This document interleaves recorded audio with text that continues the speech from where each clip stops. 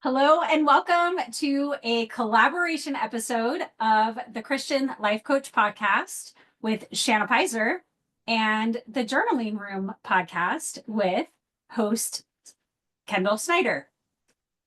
We are friends from a coaching community that we're both in, that we were both certified through.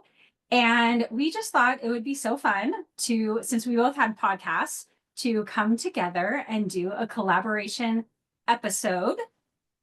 I am Shanna Pyzer. I am a Christian life and weight loss coach, certified through the Life Coach School and Edie Wadsworth Coaching. And Kendall, who are you? Hey, Shanna, what a gift to be here with you. I've been so looking forward to this. This is going to be so fun. I'm Kendall Snyder, the host of the Journaling Room podcast. I'm also a certified life coach through Dr. Edie's certification program at the Life Mentoring School. And I'm also currently in Master Coach certification as well, along with Shanna.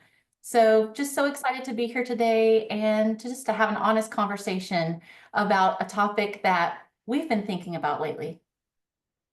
Yes. So we have been kind of mulling over this concept of what it means to live out your dream life. And so as we've been kind of playing this out, exploring this idea, the good about it, the beautiful parts, the messy parts, what we want to do today is just sit down for a second and just explore a little bit about how coaching, journaling, our faith even have shaped our stories, and maybe just give you some encouragement about what it really means to live your dream life. So if you're like me and maybe always have this thought for a long time in the back of your mind that you're doing it wrong or you're not quite there, or it feels hard, then welcome in. This conversation is for you. So we came up with a series of questions just that we're going to toss back and forth to each other and share. So Shanna, I'd love to hear, just when you think about your dream life, what comes up for you? What did you think it would look like?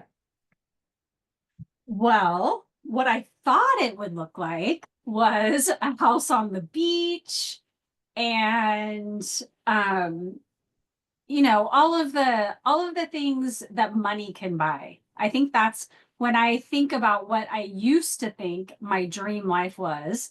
It was it was financial. It was mostly around finances, financial gain, financial whatever things money could buy. Um, and that has definitely changed as I have grown older and wiser. And financial things, material things are not what matters. Relationships are what matters, family, and what it really, really came down to when I pinpointed what my dream life um, consists of. It's really time and location, and having time and location freedom or time and location flexibility to be able to spend time with the people that I love. And that in that, I really am living my dream life. And so that's my dream life. How about you? Yeah, same. I think the word that comes to mind first for me is just accomplishment. For a lot of my life, I've been motivated by hitting goals, doing the next thing. And so words like a lot of success, balance. I think a part of that for me too, as just a homemaker for so many years, would be a clean house and just personally maintaining a healthy weight for the rest of my life, happy kids. And more recently, as I've come into the coaching world, just a thriving business, enough space on my calendar where I feel like I have margin. Um, so I feel like a lot of my thoughts for a long time about my dream life were rooted in performance.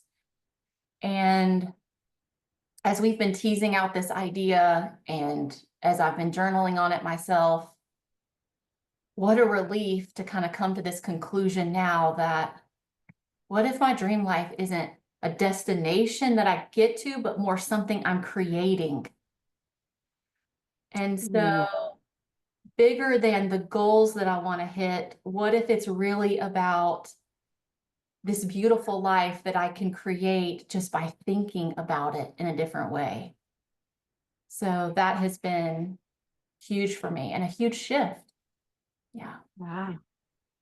Yeah. And just, and being able to, no matter what your circumstances are in life, being able to see how it is your dream life and how you have created it and the way that you think about it in such a way that it is your dream. It is what you've dreamed yourself into this. And that's, I like to say that a lot. I have dreamed myself into this life that I'm living. Yes. I was thinking just earlier today about what does make this my dream life. And it it wasn't, yeah. And Shanna knows I'm probably going to cry on this episode because this is just what I do. But it's not the getting a certain certification.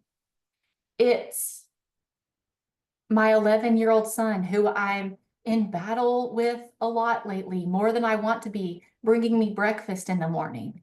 It's going out to my yard and harvesting the flowers. It's holding space for someone on a Zoom call and really being attuned to them through something hard that they're sharing. And so it's not about what the things that this world will tell you will bring true satisfaction. The satisfaction of a dream life is, man, it's in these little moments that maybe turn out to be the big moments. Maybe that is the evidence of my dream life coming true. All these little, just sweet moments, all these get-tos. Yeah. Yeah. And being present for them and noticing them. Because you can go out and you can pick flowers or harvest vegetables and it could just be a chore, or you can be present for it and be appreciative of it and be a person who sees the miracle in the growth of a tomato and the harvesting of a pepper. And that's what it, I think that's what it is. It's who you're being in your life that really can create your dream life. Yes. Yes. And I think that even gets to like this next little question on our list. I'll just go with it, Shanna. I'm just going down the So list. you go. So how does coaching, like how has coaching, how has journaling helped us in this as we flesh out this concept of our dream life? And for me, 2019 was kind of the first time that I heard anything about, hey, did you know that you can decide what you want to think on purpose? And did you know that the thoughts that your brain throws up are actually optional? And once I got my brain around those thoughts, it was such a shift. And that is what coaching has really done for me. It's like coaching has helped me rewire all those thoughts, but journaling probably has been the piece that's helped me like catch the thoughts. So when I slow down and journal, I'm aware, and then the coaching piece kind of helps me rewire. But that has been so key in this process because once we change our thoughts about what a dream life looks like, then then everything just opens up. There's more joy, more freedom, more real living, more dreams coming true. I don't know, Shanna, what comes up for you So when good. So good. I started listening to the Life Coach School podcast back in, I don't even know, 2006 or something. And also, that was a time in my life. I don't know, maybe not quite that far back, but there were a chunk of years of my life where I consider myself to have slept walk through it. I I was doing things. I was teaching at church. I had a part-time job. I was raising my boys. I was, doing all the things, and then ended up going back and getting my master's degree and pretty much walked through that too. And it was the summer of 2018 that I read a book that I don't even like to reference, but I feel like when I read that book, it woke me up. And that in reading that book, and that book, like it encouraged some journaling. And so that's when I really started some focused journaling, goal setting, journaling about goal setting. And that kind of led me into the coaching realm. And it was that I being awakened to my life, and in the journaling, being intentional about setting goals. I through my sleepwalking, and it sounds weird to me because I really did. Like I went back and got my master's degree during this time, but I wasn't being it's weird, but I wasn't being intentional. I was not awake to my life. I was not awake to my potential. I was just doing what I was getting by, really. And this journaling practice opened me up to dream again, really. And I think that's where a lot of women in midlife are. They don't dream. And they're going through the motions. They're caught up in the day in and the day out, and they forgot about all the dreams that they had when they were a little girl and when they were a teenager. And I did the same thing. And so journaling and coaching kind of cracked my mind open again and allowed me to dream like there is so much more that's possible for me. This life that I'm just kind of sleepwalking through can be so much more.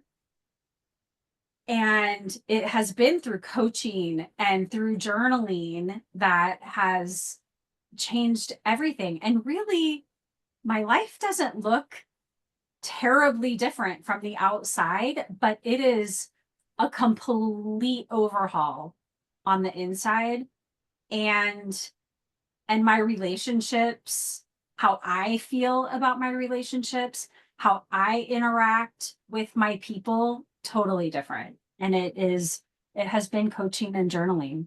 And I think a lot of times people are like, but I'm a Christian. I don't need that. Like, I just need to pray more. I just need to, do more Bible studies.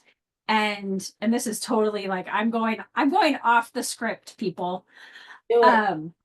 I I really believe that coaching has helped me to apply biblical principles to my life. Like, oh, that's what it means to be transformed by the renewal of your mind.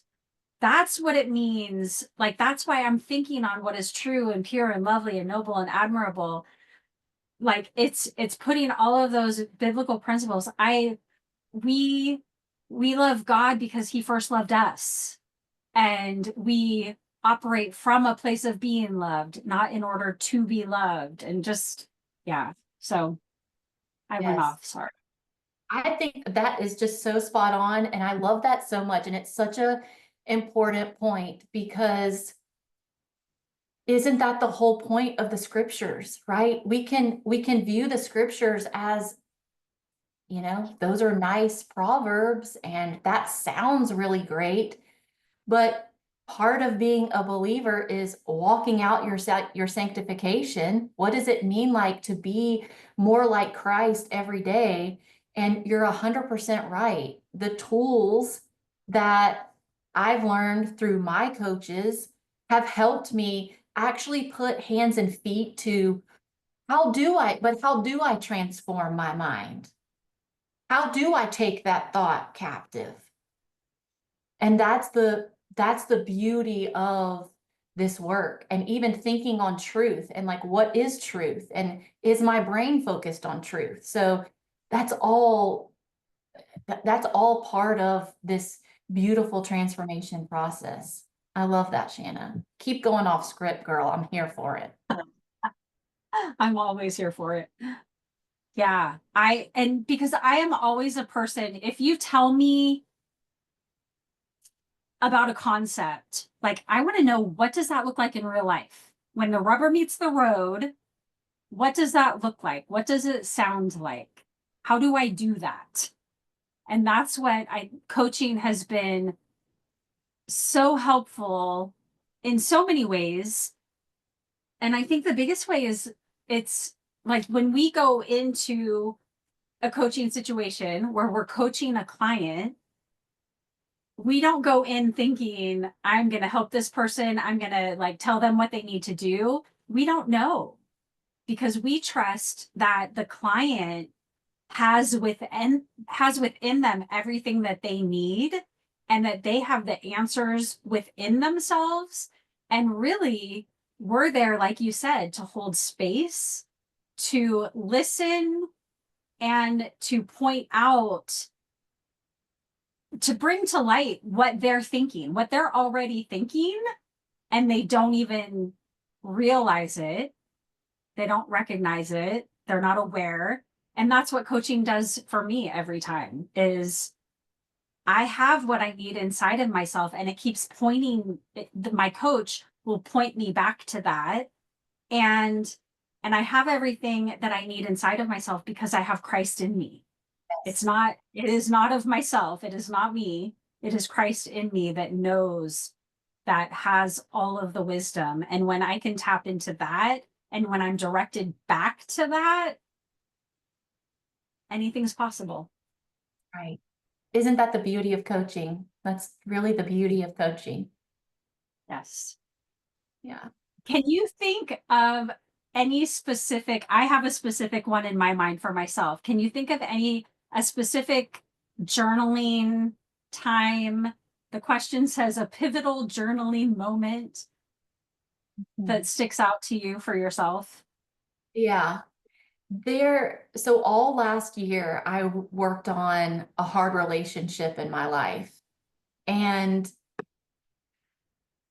my brain offered a thought that I had a lot of resistance to, because it used the word recover. And the thought was, I can recover from this. And my brain wanted to say, no, Kendall, recovery is for like alcohol stuff, drug stuff, maybe even like sexual addiction or something like that. And when I started to look up the definition of the word recover, and I thought about it from a posture of covering what had happened with truth, I hung on to that thought all year. And as I kept journaling through just the hard of that relationship and how the circumstances of that relationship probably weren't going to change, but I was open to changing my thoughts about it and working on still generating a posture of love for that person. My thought began to change. The Lord helped me go from I can recover to this to I am recovering from this. And now it's I have recovered from the hurt of this relationship. And just like you mentioned earlier, Shanna, it's like, did that relationship changed? No. In some regards, it's maybe even you could even say like, maybe it's gotten even more estranged.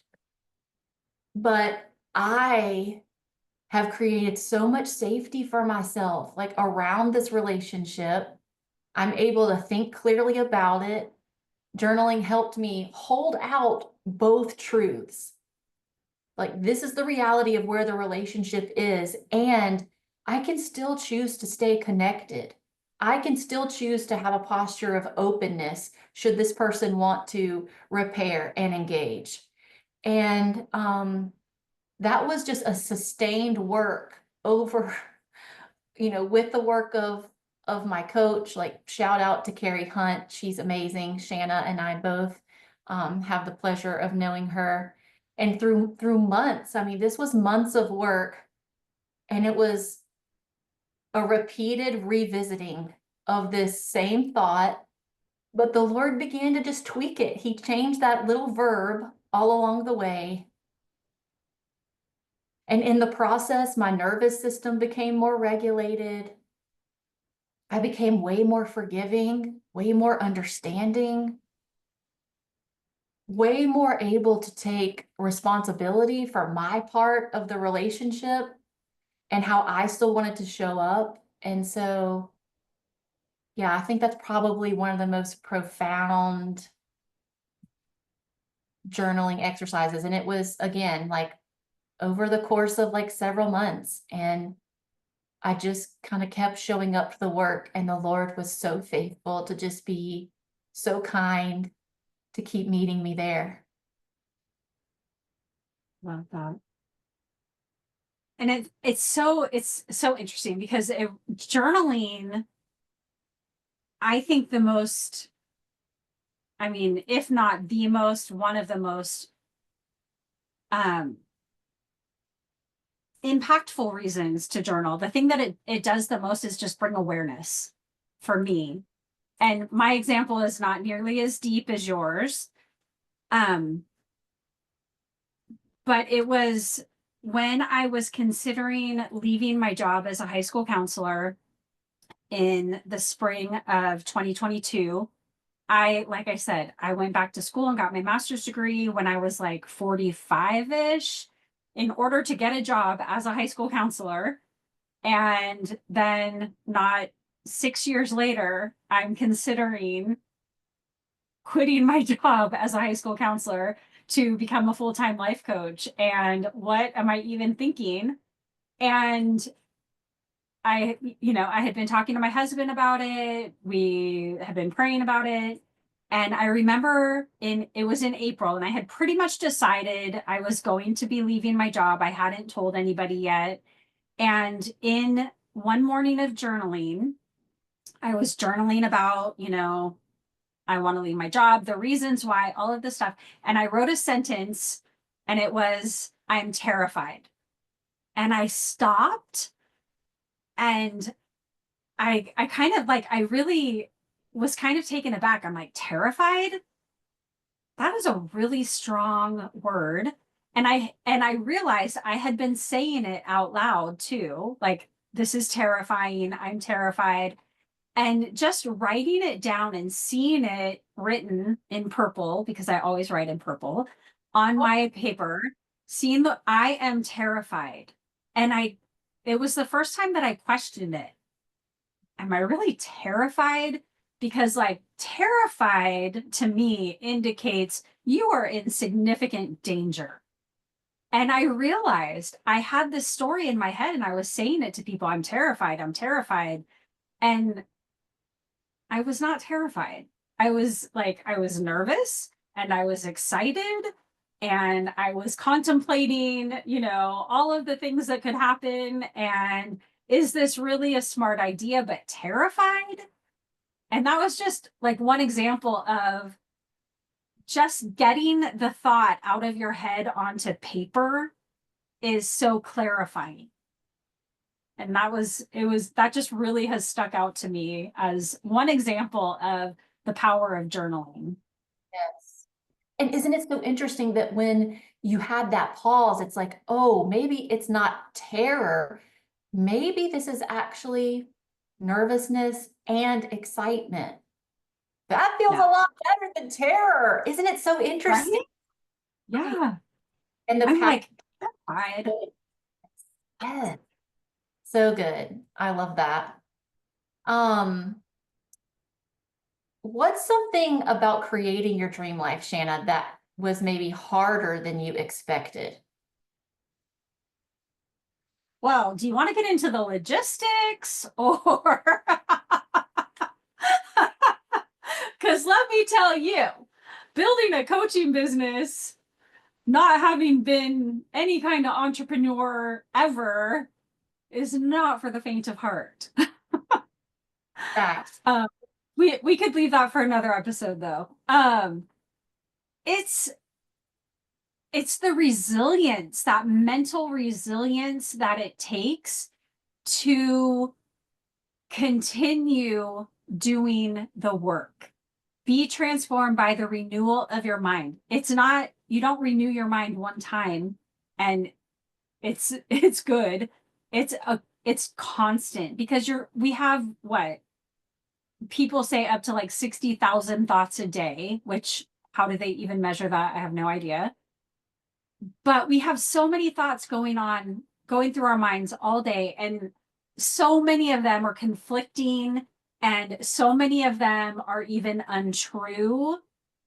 But it takes effort to recognize that and to notice, like, terrified, like, is that even true? And to pay attention to the thoughts that are impacting the way that I live my life, and whether or not I appreciate that picking of the tomato or I'm just looking at it as a chore. And so it's that staying in in intentional energy that can be exhausting. Yes. Yes. Yeah, when I was thinking through this, I think that there's perhaps a misconception that if you're living your dream life, it's going to feel dreamy all the time. And just thinking back to the example I shared earlier of like a tiny aspect of my dream life, it only feels like my dream life when my 11-year-old makes me breakfast, because it's been really hard with my 11-year-old too. So to the measure that relationship is hard and sanctifying for me and teaching me the most for sure, to that same measure, it feels like a dream when he does do something out of kindness for me. And so, like, when I think about this, probably the hardest part for me when I think about, because I think maybe this concept of, oh, dream life, I'm thinking a lot of people will click on this episode thinking, oh, their dream life, they're going to talk about like being coaches and all this. And really, the most surprising part for me has been regulating my nervous system and the activation I feel, the activation I felt before we clicked record on this podcast right now. And what if that activation is really just evidence that my dreams are coming true? What if this doesn't mean what my brain tells me, that, oh, you're unprepared, or who's going to listen to this anyway? You're not experienced enough. But what if this feeling of nervousness means I really care about this? And this is evidence that I am showing up. I don't know if you're like this, but I feel like for maybe a lot of my life, I didn't really do a lot of stuff that made me actually feel activated like doing this work does. And so Yes. that was new, Mm. doing scary So things. when you talk about that, when you talk about maybe the activation is because it's what I'm supposed to be doing, and it just ridiculously made me think of the Wonder Twins and how they activated. Wonder Twin activate. And it is that activate, like that, it's that regulation while being activated. Like, because we want to be like, we want to be activated toward the things that we want to do. And talking about your 11-year-old and how hard it is, and how it's equally as dreamy when you get breakfast made by you. It's that whole, it's, if we have all the positive emotions and none of the negative ones, those positive emotions are just emotions. They're not positive. So it takes both sides of that. Yes. And I think that's one of the things about coaching too, is that awareness of I'm here for all of it. And oftentimes, actually, in my prayer journal, actually, most times when I do write in my prayer journal, which is not always, but I started out with thank you for all of it. and I will list out like, thank you for the good things, and I'll list out specific things that are happening. And then also thank you for the hard. Thank you for the goodbyes, because they mean that we had a hello. And so it is being aware that you can't have one without the other. We can't know love without knowing loss. We can't know loss without having loved. So that goes with any of the opposite emotions, I guess. So good. I wrote that down, Shanna. Thank you for all of it. So if you could journal a letter to yourself 5 years ago, what would you say, Shanna? 5 years ago was 2020. How is that even possible? Oh my goodness. Keep going. You're doing it. And that was the year that I had wanted to get my coach certification for years, since I started listening to the Life Coach School podcast, probably 2006 or so. And I was like, what? Like, is that even a thing? Is that real? And I had wanted to do it for so long. And 2020 was the year that I grew in such belief of myself that I sold my husband on the belief that I could be a life coach. And so really for me, it's just keep going. You're doing it. It works. Yes. Yes. And I see that in you, Shanna. I see the result of all that resilience in you today, for sure. Um, in true journaling fashion, I wrote down a few sentences for this one. So I'll just read what I wrote when I journaled on this. I hope my girls will listen to this, because I often call them sweet girl when I'm just like texting them. So I thought, what if I just said that to myself? So I said, sweet girl, you are not behind. You are not broken. You don't have to hustle your way into worthiness. Rest in the truth that you're already God's masterpiece, even when the pieces feel scattered. I tell her that it's okay not to have it all figured out, that bravery often feels like activation and very clunky at first, and that God is not waiting for me to be perfect. He's just walking with me through every messy, miraculous, ordinary, dreamy day. Probably need to put that on repeat somewhere. For sure. Yes. Sounds like a meditation that you should record. Well, and hopefully it's so, to someone that listens to this, it's a good word for all of us.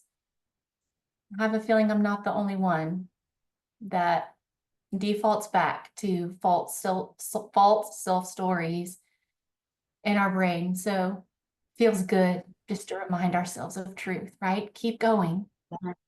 Yes. Yeah. So, Go ahead, Shanna. Go.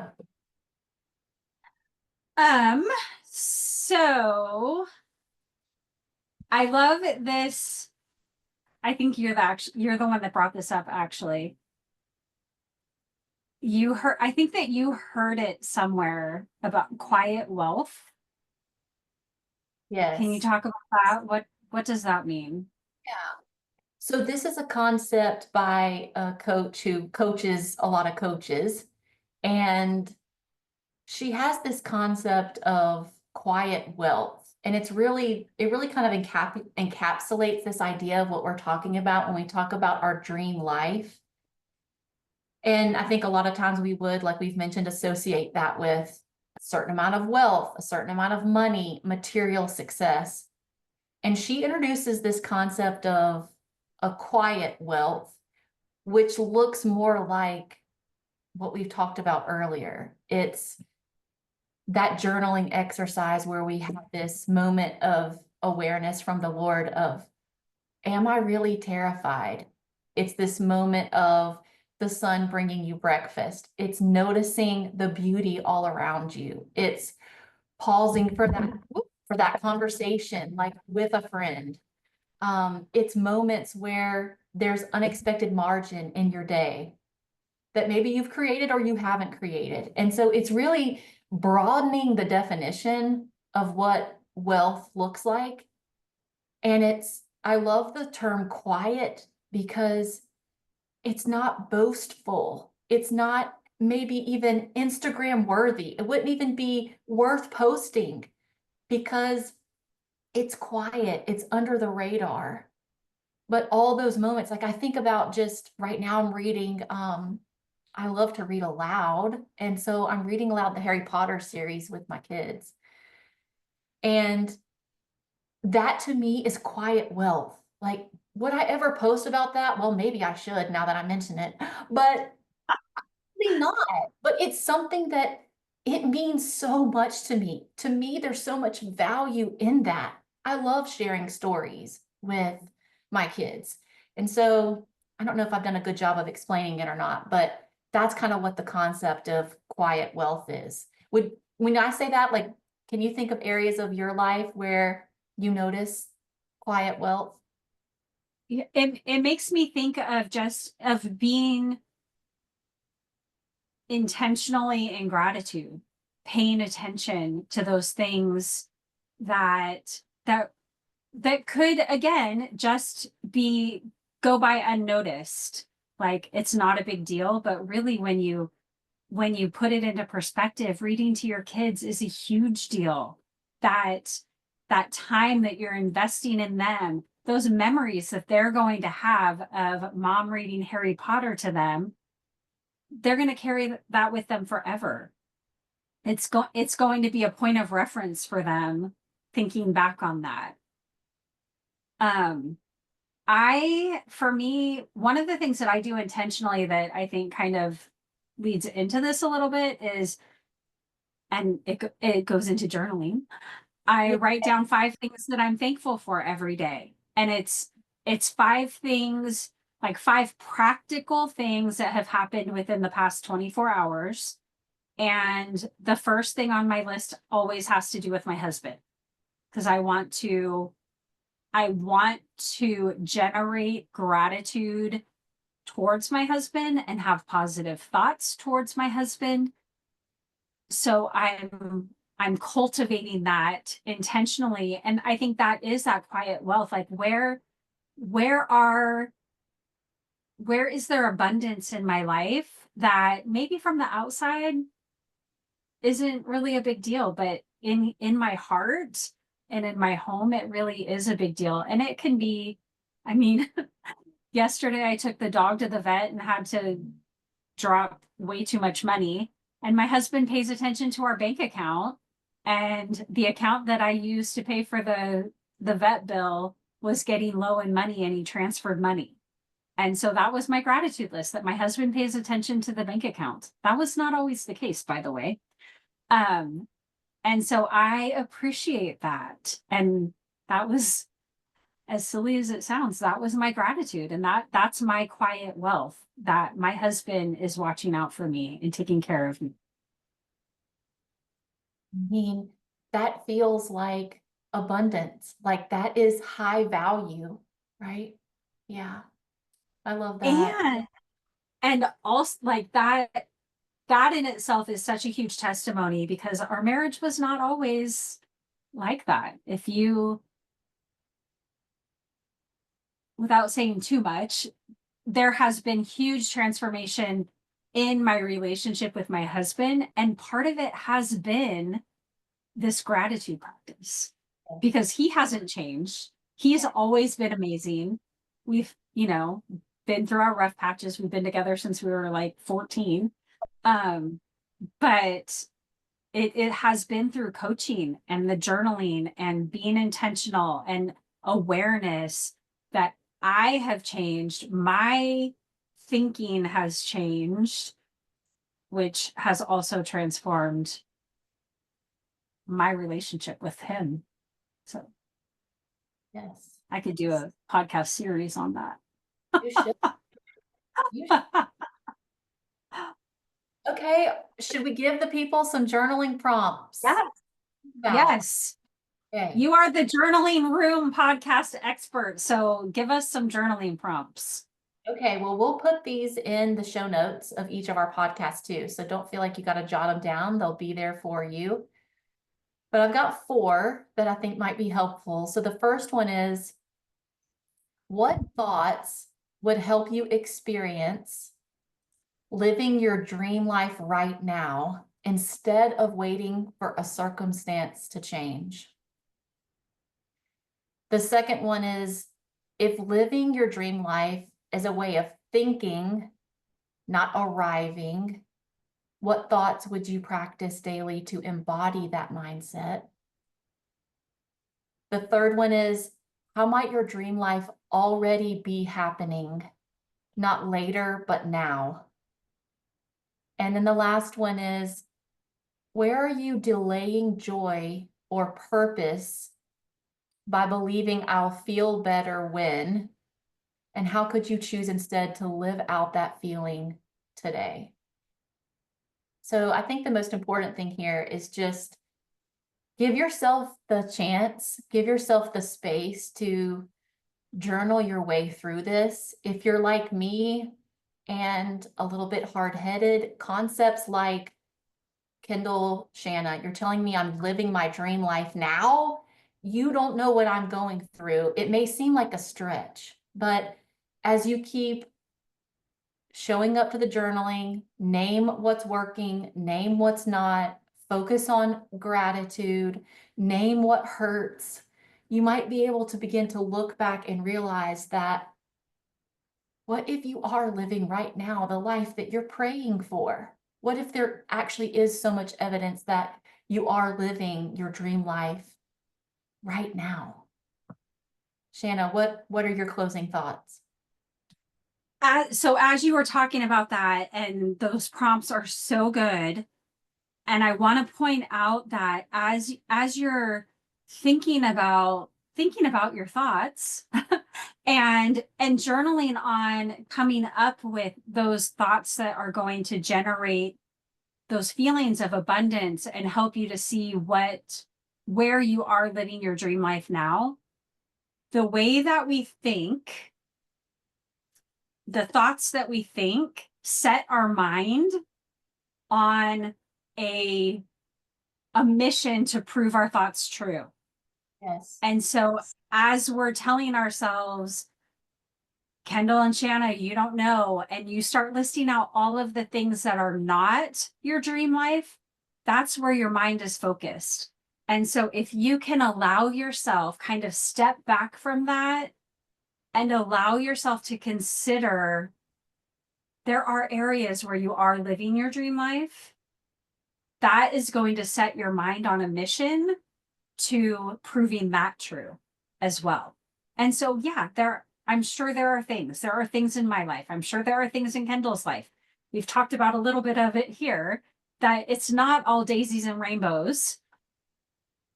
And we're choosing to focus on where we are living our dream life and wanting to work on the other areas. But can we start seeing our dream life where we're at right now? Kendall, where can our listeners, if they're listening on my podcast, where can they find you? They can find me on Instagram and on Facebook at Kendall Snyder Coaching, and also on Instagram and Facebook at Journaling Room Podcast. Hey. What about you, Shanna? I am on all of the platforms at Coach Shanna P. And I also have an Instagram called, what is it? At the Christian Life Coach Podcast. And we both have private coaching practices. So feel free to reach out, message us on Instagram, or however, wherever you find us, and we would love to hear from you. Shanna, this has been such a joy. I've loved it so much. My first collaboration podcast. Mine too. On my podcast, you've been on other podcasts, right? Yes, I've been on one other podcast. Yes. For the journaling room. Yes, this is the first collaboration. Nice. So what a joy. Maybe we should do it again. I think we definitely should. Absolutely. Maybe within the next couple months. That would be great. Who knows? Thank you so much, Kendall, for joining me today. It has been such a pleasure. And I love sharing you with my audience because you are such an amazing person. I have been so honored and blessed to get to know you more and more, especially through this master coach training that we're both in. It has, I don't know why it was at that point that we really started talking, but um it's been so fun. Well, I have to, if since you've said those kind words, I must share that Shanna was one of the very first people that I met inside LMS when I showed up to the hike before Love is Magic last year. And I came by myself to that event. So if anybody inside LMS is wondering, can you come to Love is Magic alone? You totally can. Just I show did too. Yes, just show up to the hike if you can make it. And I pray, and I know that there will, because this is just how the ladies in LMS are, that they will just welcome you right in. And that's what Shanna did. I had no one to hike with, and and shout out to Dawn Hearn, who we both love, welcomed me right in. And so that's just the type of coach that Shanna is and the type of person that you are. And I love just fleshing out these ideas with you and sharing this coach thing with you. It is truly a gift and a blessing. So this has been so much fun. Thank you again. Thank you so much for joining us today. Take care.